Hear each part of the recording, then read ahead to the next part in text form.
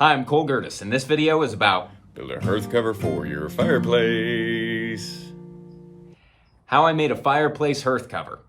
Originally, we made this as a baby-proofing measure, but it came out looking so nice and it's so comfortable that we use it now as a seat and feel that it really adds another dimension onto the fireplace. Protecting the fireplace was a particularly important baby-proofing measure for us because when my wife was younger, she cracked her head open on a fireplace. So we wanted to make sure that this was really safe.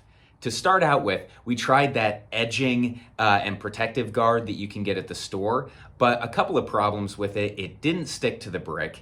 It also didn't look that good when it did stick, and it also didn't provide that much protection. So that's how we decided to build an entire top cover consisting of plywood, carpet padding, batting, and a fabric cover. All of those materials can get a little bit expensive if you buy them in the full size that they come in from the store. So here are a couple of tips and tricks to be able to save you some money in building this relatively small project. First, most construction stores will sell plywood that's been partially cut or potentially damaged for a discounted price.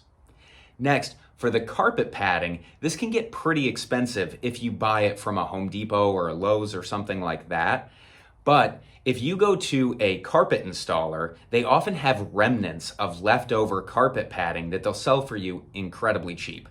We bought enough for 2 layers of padding for $20. The batting and fabric ended up being the most expensive parts of this project. We got ours at Joann's, but if I could have, I would have called a furniture store or something like that to see if they had any leftover remnants they could have sold us for cheaper. Okay, on to the build. The first thing I did was cut the plywood to size. For the fireplace door, I cut an additional 3/4 of an inch around that to make sure I had enough room for the fabric to be tucked in around the plywood in between the door. For the overhang of the edges of the fireplace hearth, I left a 1/2 inch overhang.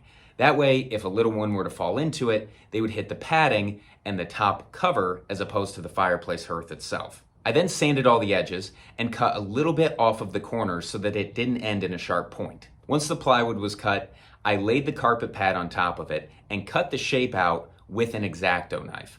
It doesn't matter if it's not exactly perfect or a little bit rough because you won't see any of it once that fabric's put on. I also cut little squares so that I could put those on the corner to provide extra padding. I cut the batting with a pair of scissors and I left it 2 inches wider than my piece of plywood so that I had enough room to be able to go around the entire piece of plywood as well as those 2 layers of carpet padding. Now it's time to assemble everything. The fabric was cut almost to size when I bought it from the store. So I laid that down first, followed by the batting, the 2 layers of carpet padding, and then the plywood on top. To assemble everything, I used an air compressor with a staple gun. All you have to do is pull the corners really tight and staple those down. As you can see, I'm not a professional upholsterer, but my main goals were to make sure that it looked relatively neat, that it didn't have any safety issues, and that it didn't have any bumps or ridges, so that when it laid on the fireplace hearth, it didn't wobble. There you go, a fireplace hearth that not only protects the little ones, but also looks nice and doesn't interfere with any of the functionality of the fireplace. If you like this video, please like and subscribe.